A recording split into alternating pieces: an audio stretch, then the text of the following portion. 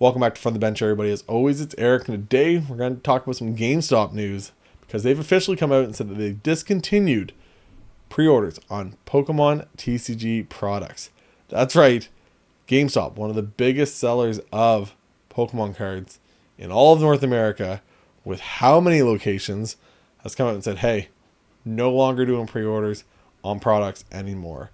So that's a pretty big news. There's a bunch of stuff in this that I kind of just want to go over as we see this, but this news kind of hit yesterday. Some internal emails from employees, from head offices and stuff, saying this was on its way. But this is right from the GameStop social medias. This one's on X, Twitter, whatever you want to call it. But that's where this one's from. So underneath the main headline, it says GameStop will no longer offer pre-orders for Pokemon TCG products and will be implementing purchase limits on select SKUs. So essentially, on a new release or a very popular reprint, like 151, probably like, Prismatic Evolutions, Surging Sparks, all these other products that have been very popular, they might say, look, nope, one per, maybe two per person, but one per. So that, you at least get one ETB and one collection box or whatever you want to get, but it's going to be probably one per. I think that's the number. Just keeps it nice and easy for them. And it kind of hopefully helps with some things. I know it's been crazy overall. I know I'm in Canada, and this was not on the GameStop Canada social medias when I checked when I started this video. So, and I'm recording this about like an hour and a half after this new news release got dropped. But that's big news. Like I said, continuing on, it says our goal, this is big by the way, is to ensure more fans have the opportunity to experience these exciting releases rather than limiting access to early buyers and resellers. They said the word. They said the dreaded reseller word. The word that drives so many people in the hobby crazy, because people buy something and then resell it for more money, even though people are willing to buy it for more money. Anyways, we'll just, if nobody's ever angry when their Pokemon cards go up in value, but they're all of a sudden upset when the boxes go up in value. But yeah, they've said it, the dreaded reseller word. So kind of a big deal for a big box store like GameStop to say that. We don't really usually hear them say a whole lot about any of that stuff, right? It's all about, collector this and collector that. And, we're a part of the community and blah, blah, blah, all that basic stuff. But they don't usually talk about this because really that's, and they've sat on Pokemon product forever, right? How many ETBs sat, on the back shelf at a GameStop, for 2 years ago, and they sat there for 3 months because nobody wanted them.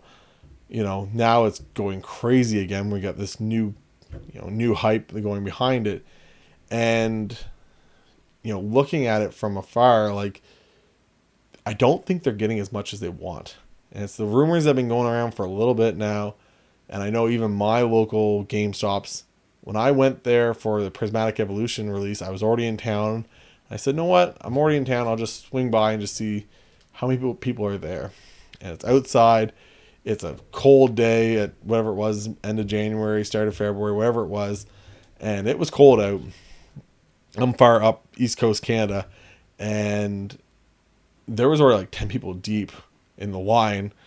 And I did a video on it on the channel. But there were already a ton of people there. And that was, like I said, an hour before they even opened. And, so it's like there was hype, there was this. And some people walked out with definitely more than one box. Now, this is per SKU, so this would be in like I could go in buy one collection box and one ETB, right? So I get one of both if the one's the limit that they decide that they're going to do. But I know like that day there was somebody that walked out with, a couple of each type of thing. It wasn't, carrying them to the moon type of thing, but they definitely had some. Additionally on that, just to finish off the thing, additionally, GameStop will offer free card savers and sleeves for PSA grading submissions on launch weekends at our Rip and Submit events. Find a PSA center near you at gamestop.com/PSA. So that's a big thing in the US. I think that became a whole lot bigger than they could have imagined. And them releasing that right around the same time as this Pokemon craze, like that was probably months and months like in work to make that a thing. And for that to take off as much as it has and has been so successful for them, it's crazy. And I know some people are like, I would never submit my cards with GameStop. And know what? It wasn't for you. It wasn't for me, who has the little grading center, set aside, that I have my light and I have my grading tool, my centering tool, and everything else. It wasn't for us. We knew what we were doing. We've submitted with PSA before. This was for the casual fan that's never graded, maybe a little weary about sending the card off themselves, doesn't know how to do it, everything else. They're not sure what's going on. It's for the mom and dad that doesn't know what a PSA is, but little Johnny or little Sally, their friends have PSA graded Pokemon cards, and they go to these shows and they see these PSA graded Pokemon cards, and they see that they're, yes, a raw one is worth $50, but a PSA 10 is worth $250. And so little Johnny wants to get his cards graded. Well, mom and dad don't know where to send that, but they know what a GameStop is. And so when they go and buy stuff at GameStop, they go, oh, you mean I just have to stop in at GameStop on my way to Walmart when I'm going to get groceries or get whatever? And I just have to stop in, drop my card off, and then they'll call me in a month and a half, 2 months, and say, hey, your card's here, be picked up. That's going to be $20 a piece or whatever they charge. That's a big thing. I don't think people realize how much of a convenience that was and how big that was going to become. Like I said, not everyone feels comfortable doing the submission themselves. Once again, even shipping though, like shipping there and back is so much money. They get you on that every single time, the shipping there and the shipping back. If you only have 1 or 2 cards, it's not worth it, right? To ship it off, because you're going to lose all that money in just your shipping fees, right? So all your profits potentially. And then the final thing here says power to the players. So they're trying to really come out and say, hey, we're with you guys and girls. We're with you. We want to see you get as many Pokemon cards in your hands as possible. We don't want to see it going to the people that are picking up the boxes and then, once again, taking the pictures while they're in line to throw it on Marketplace or throw it on eBay. They're taking the picture of the box or holding it in line. You get someone's back end in the picture too. Another guy that's in front of you, you get the picture of him, his legs in the background of this ETB, because you're literally taking the picture inside the GameStop. It's happened. Everyone's seen it on Marketplace, everything else. And once again, it's a crazy thing for them. I just don't think we can really appreciate right now how much of a big news that this is. That GameStop is coming and said no more pre-orders, because we're not going to have someone come in and order 10 ETBs and wipe out our allocation on one pre-order. And what happens if we don't have it, right? And I understand, like, pre-orders for me, like I used to order pre-order stuff all the time for sports cards and stuff like that, and really it's like a partial loan to these hobby shops. Yes, they're gonna they still have to pay for them, but you're pre-ordering this stuff like a month or 2 in advance. Like, they have your cash in there.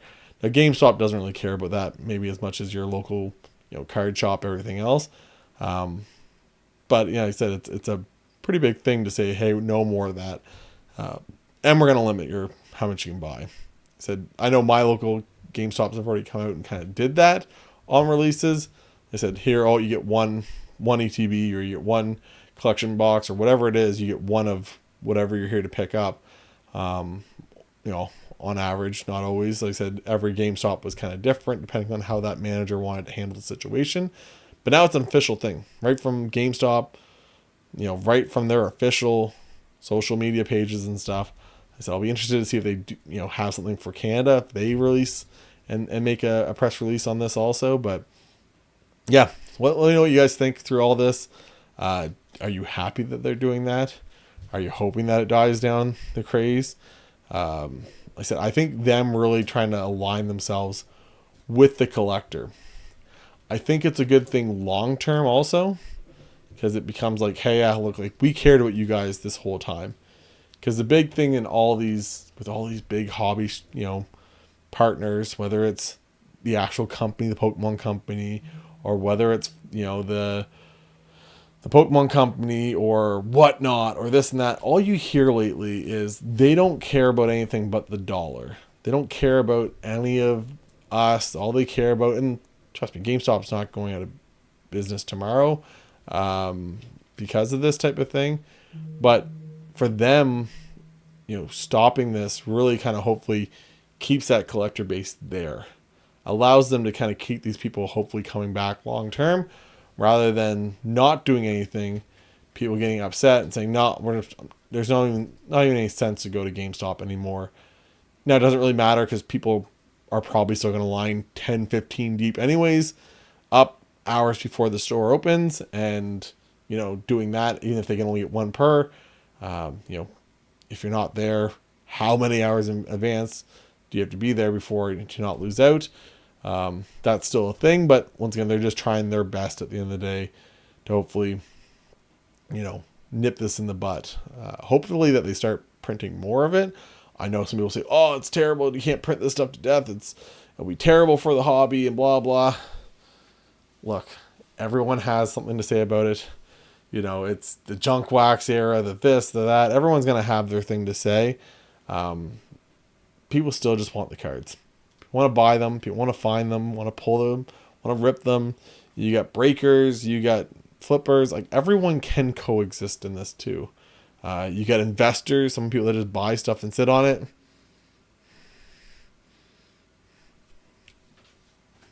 It happens. But everyone's different in this scenario. Not everyone's the same. So it's kind of nice to see that they kind of said, look, we're not just going to let someone come out and buy an entire pallet or etc. See if Target or Walmart or any of these other stores that, have had some controversy lately, see if they come out and ever say anything too. But like I said, good on GameStop for being, at the head of this whole situation. So let me know what you guys think. And for Eric from the bench, we'll talk to you guys later. Bye, guys.